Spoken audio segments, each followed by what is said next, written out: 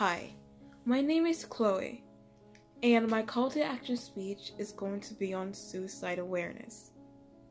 Suicide is a serious issue among adolescents everywhere. It is the second leading cause of death in 15 to 29-year-olds worldwide, and sometimes it's hard to notice the signs unless you are truly paying attention to them.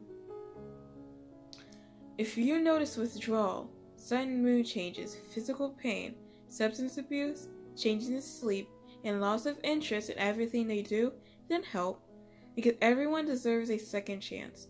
Anyone can have this sort of feeling of loneliness, and it can hurt you, especially if it's someone you are close with, or like a friend or a family member.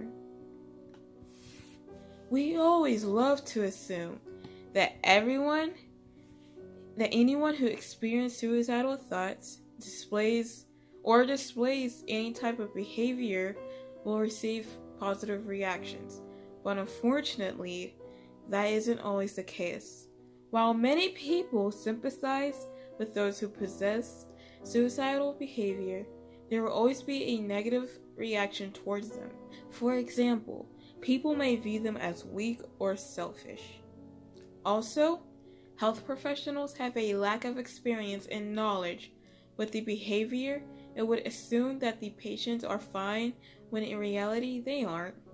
Cultural, religious, professional backgrounds can influence negative attitudes or reactions to suicide. In Norway, suicide is considered a sin due to their religious beliefs, which is similar to the Muslims and Orthodox in Russia. The only real attitude is to help the suicidal patients and support their relatives, which is the basic typical attitude towards them. There are ways to help those who need it. The number one thing to do is to talk to those you care about.